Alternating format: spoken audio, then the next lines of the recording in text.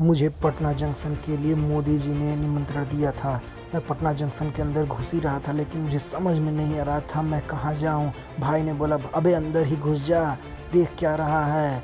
मैं अंदर घुसने में डर रहा था क्योंकि आगे पुलिस वाला था, लेकिन मोदी जी मेरे स्वागत में खड़े थे तो मेरा सीना चौड़ा हो गया कि जब मोदी जी मेरे स्वागत में खड़े होंगे तो मुझे कौन रोक सकता है।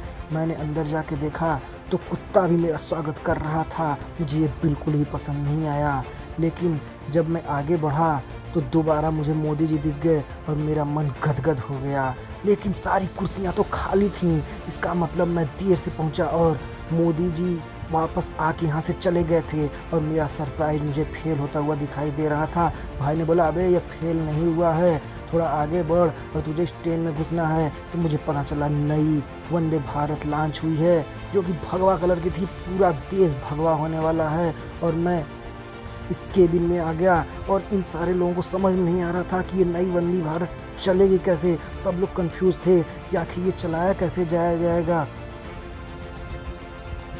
फाइनली इन लोगों को एक ड्राइवर मिल ही गया और ट्रेन पटना से लखनऊ के लिए रवाना हो गई। ट्रेन देखने में बहुत ही सुंदर लग रही थी, सारे लोग इसका फ़ोटो और वीडियो बना रहे थे और मैं भी इसे देखने में इतना मग्न हो गया कि मैं ट्रेन में चढ़ना ही भूल गया। फिर मैंने ट्रेन को रुकवाया और फिर जाके इस ट्रेन में घुस गया। अंदर जाके देखा तो अंदर कोई भी नहीं था, सारे लोग फ़ोटो और वीडियो ही बनाने में मशगूल थे।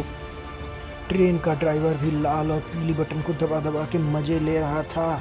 तभी ड्राइवर ने देखा कि एक और ट्रेन हमारी इस नई वंदे भारत का पीछा कर रही थी। ड्राइवर ने ट्रेन को उल्टी दिशा में दौड़ाना शुरू कर दिया। ट्रेन दौड़ती गई और फाइनली उस ट्रेन से हमारा पीछा छूट गया।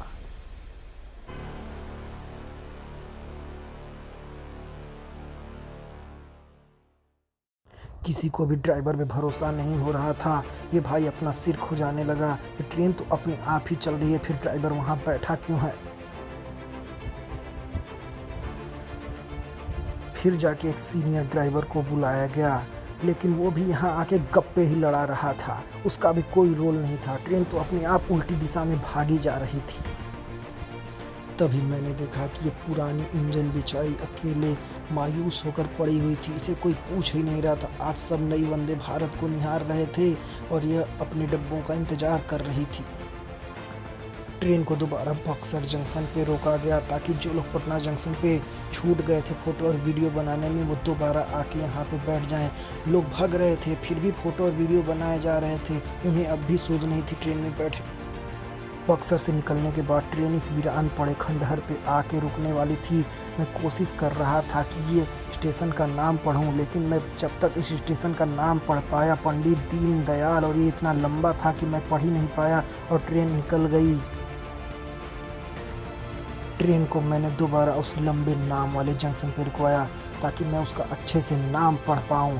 मैं नाम पढ़ ही रहा था, इतने में ही पता चला ट्रेन ने मुझको छोड़ दिया और ये सारे लड़के मुझ पे हंसने लगे कि अब तू नाम ही पढ़ता रहे। और ट्रेन तेज़ी से रफ्तार भरते हुए लखनऊ के लिए रवाना हो गई।